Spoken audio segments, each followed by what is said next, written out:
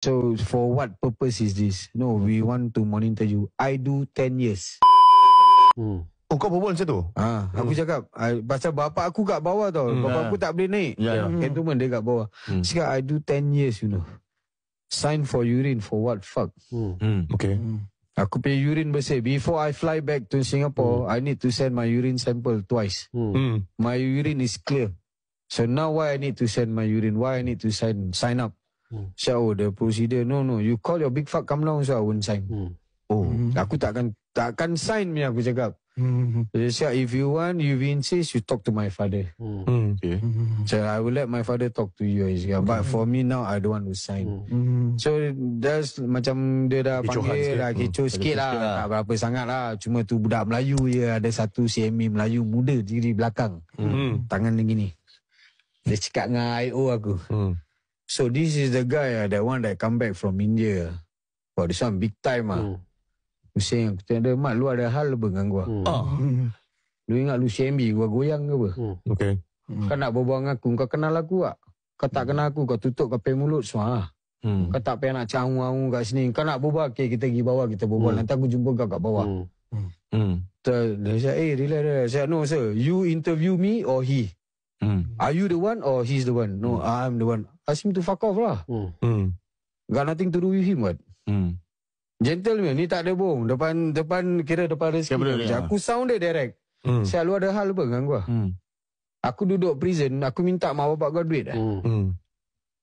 Tak minta apa, kau nak tanya aku big time ke apa? Aku pay pasal lah, aku big time. Memang aku big time, so aku ada duit ni orang lah. Senyap. Mungkin pada waktu tu kau pun dah jalani 10 tahun. Kau tak perlukan benda-benda macam ni. Kau trip. Pasal kau pun tahu, kau pernah trip. Kau tahu macam mana pasal ada perasaan. So I don't need people to like. You want to show me what? You want to tell me that you are CMB? Come on lah. So apa yang berlaku di pengakhir after that, then settle lah. Everything settle, but they... Kau tak test urine semua? Tak. Oh, okay. Don't, but they monitor me. They give me a hard life lah. Contoh a very hard time they give me for that ample of 3 months. 3 months susah hidup aku. Mana-mana aku pergi diorang ikut. Macam mana kau tahu diorang ikut? Pasal diorang tahan aku. They screen me, aku balik kerja kat bawah blok pun dia tahan, dia body search me everything. Aku sampai to the extent aku call bapak aku tau. Ayah, you come down interchange kan not? This fella, bapak aku datang. Cakap, kau nak bawa anak aku balik? Bawa.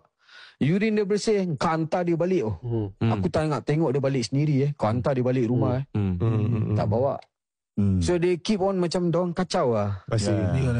Aku pay bank account, adik-beradik, my siblings all bank account freeze. Dia freeze? Alamak. Dorang nak monitor. After the freeze, kali aku voice out lah, aku cakap, dorang tak salah. Jangan, don't disturb. They have a family to feed. Let it be. Because dorang nak tengok transaction, any money. Yes, go in. Kau ada kerja time tu lah? Dah start kerja. Okay. After sebulan aku kat Singapore, then after that I start to work lah. Because I don't want to think much about my arwah mother. She passed away, I tak dapat tengok. Dia sakit pun tak dapat tengok. Pasal she tunggu I balik. Baru dia nak kira embuskan nafas terakhir lah. So my younger siblings just whisper to the ear, say that they already called me. And they say, you want cakap, ibu nak pergi, ibu pergi je.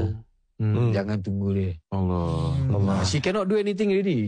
Dia dah tak boleh gerak, dia dah tak boleh apa. Mata semua dah tak boleh buka. Tapi my sister told me lah, air mata dia mengalir. Then from there, she take the last breath. Baru dia. Then she gone. Then I come back.